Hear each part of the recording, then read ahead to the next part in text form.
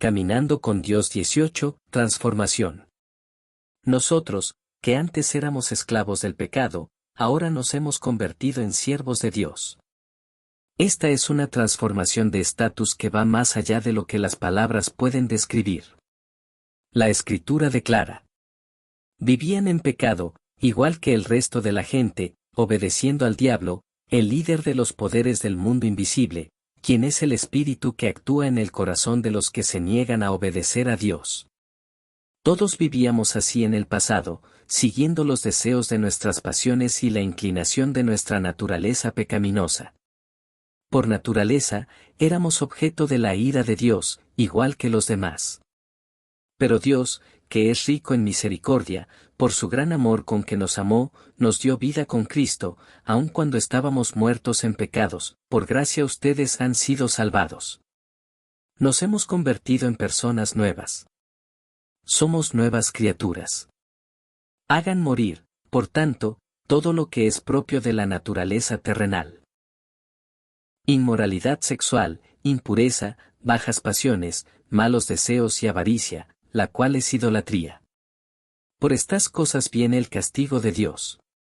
Ustedes las practicaban en otro tiempo, cuando vivían en ellas. Pero ahora abandonen también todo esto: enojo, ira, malicia, calumnias y lenguaje obsceno.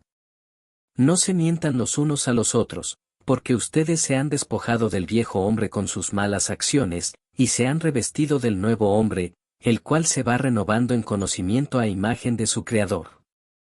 El amor de Cristo nos obliga, porque estamos convencidos de que uno murió por todos, y por consiguiente, todos murieron.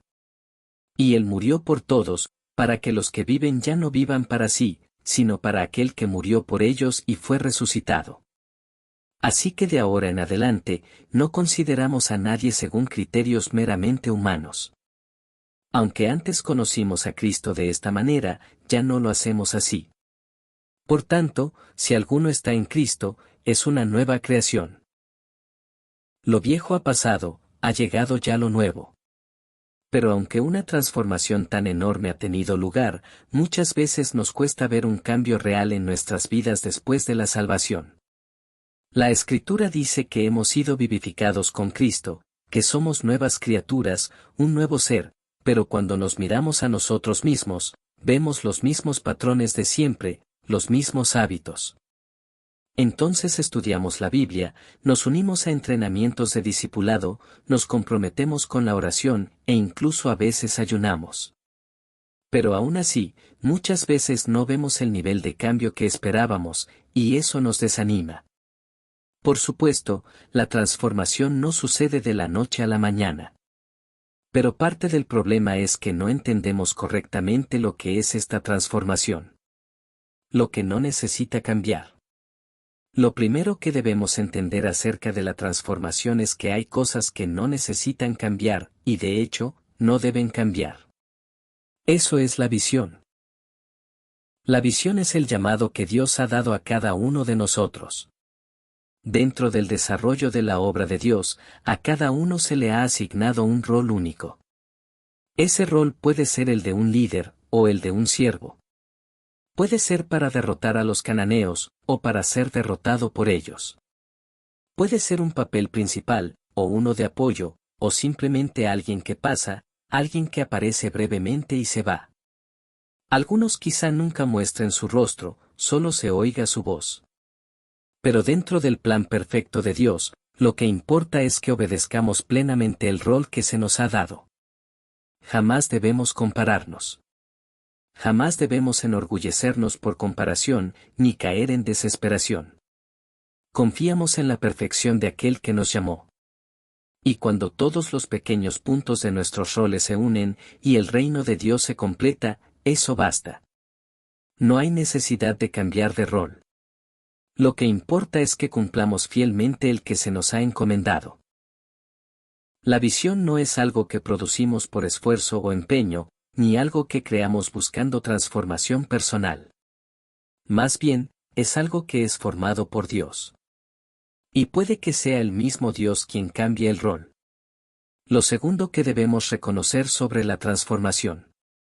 Lo segundo que debemos reconocer acerca de la transformación es que hay aspectos de nosotros que no cambian, y que no necesitan cambiar. Esto es lo que llamamos temperamento, lo que muchas veces nos referimos como personalidad o disposición. Este temperamento no cambia antes ni después de la salvación. Eso significa que Dios nos hizo así de manera intencional. Incluso en las Escrituras vemos que los temperamentos de Abraham, Moisés, Pedro y Pablo se mantuvieron constantes. Por ejemplo, el celo de Pablo estaba presente incluso antes de encontrarse con Cristo, y siguió siendo igual de intenso después de conocerlo. Por eso Pablo exhorta a la iglesia diciendo, nunca dejen de ser diligentes. Antes bien, sirvan al Señor con el fervor que da el Espíritu. El celo de Pablo era verdaderamente notable. Todo lo que hacía, lo hacía con ese fervor. Antes de conocer a Jesús, usó ese celo para perseguir a Cristo y a sus seguidores. Después de conocer a Jesús, ese mismo celo fue usado para servir a Cristo y a su pueblo. Muchas veces intentamos cambiar nuestro propio temperamento, o esperamos que otros cambien el suyo. Pero al final, nos rendimos. Y después de fallar una y otra vez, comenzamos a juzgar y condenar. Pero el temperamento no es algo que necesita cambiar. Es algo que debe reconocerse y aceptarse. Aunque el temperamento pueda parecer una debilidad en una persona, dentro del cuerpo de Cristo, dentro de la comunidad de la Iglesia, estos temperamentos diversos se unen para formar una armonía hermosa que obra para bien. Lo que sí puede y debe cambiar. Lo tercero que debemos reconocer acerca de la transformación es esto: hay algo que sí puede y debe cambiar, la madurez. La madurez es el proceso continuo de crecimiento espiritual, de llegar a ser más como el pueblo de Dios a través de una lucha constante contra el pecado, arraigados en la palabra de Dios. Aunque aún no vivamos plenamente como una nueva persona, como nueva creación, nuestro caminar diario hacia la madurez espiritual debe ser evidente en nuestras vidas. Pero si los guía el Espíritu, no están bajo la ley. Las obras de la carne son evidentes: inmoralidad sexual, impureza y libertinaje, idolatría y brujería, odio, discordia, celos, arrebatos de ira, ambiciones egoístas, disensiones, divisiones y envidia, borracheras, orgías y cosas parecidas. Les advierto, como ya lo hice antes, que los que practican tales cosas no heredarán el reino de Dios. En cambio, el fruto del Espíritu es amor, alegría, paz, paciencia, amabilidad, bondad, fidelidad, humildad y dominio propio. Contra tales cosas no hay ley. Los que son de Cristo Jesús han crucificado la carne con sus pasiones y deseos. La madurez no sucede de un día para otro. Pero sin importar qué tipo de temperamento tengamos, ni qué tipo de visión hayamos recibido, la madurez espiritual es una buena batalla que debemos pelear hasta el último aliento. Incluso Pablo, conocido por su personalidad ferviente, no cambió de inmediato después de encontrarse con Jesús. En su primer viaje misionero, cuando Juan Marcos abandonó la misión y regresó a Jerusalén a mitad de camino, Pablo se negó a aceptarlo de nuevo. Este desacuerdo fue tan fuerte que Pablo incluso se separó de Bernabé, su mentor espiritual. Aunque esto pudo haber llevado a una expansión más efectiva del campo misionero, también reveló la inmadurez del propio Pablo. Pero más adelante, Pablo vuelve a recibir a Marcos. Si bien esto refleja el crecimiento de Marcos en la fe, también muestra que Pablo había cambiado en carácter espiritual. Debemos recordar, la madurez espiritual no depende de si podemos lograrla o si queremos hacerlo. No es opcional.